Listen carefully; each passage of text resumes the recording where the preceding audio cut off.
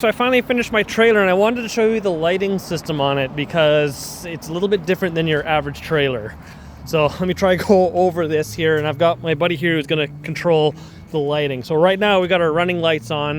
You can see we've got amber lights down the side, and then we've got red lights at the back. Now what makes this special is this is actually hooked up to 4-pin, but it can also hook up to 7-pin. I've got hydraulic surge brakes on here so that I can use it on both. And because surge brakes, a lot of them don't have lockouts, I've used a drag car line lock for doing burnouts here, hooked up to the back of the surge brake. And that comes on if I push this button right here.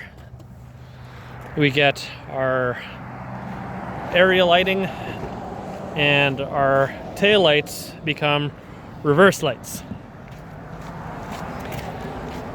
It also locks out the brake, and you're good to reverse. Now, if you're in 7-pin mode, the second you put it into reverse, this all automatically comes on. Then just to turn it off is right here. But that's not the neat part. That's just a little part of it.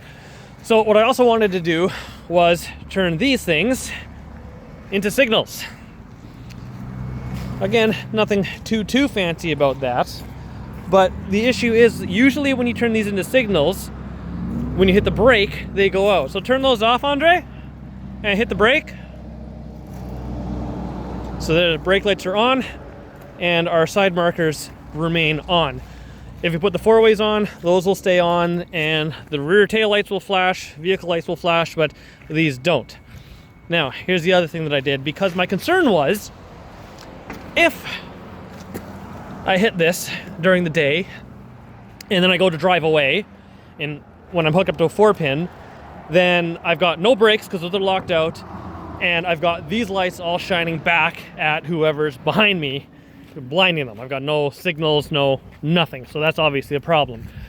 So now, if Andre hits the turn signals, it automatically unlocks the brake, turns off all of the area lighting, and puts our tail lights back to tail lights. And all of that is run from here. So you see we got our battery there, solar panel to keep everything charged if we're in 4-pin and not 7-pin. And then that's our wiring diagram. And this whole area in here is actually a circuit board with a bunch of relay logic to make it all work. So there you go. That's the old 1996 trailer that's been fully restored with a very overly complicated electrical system.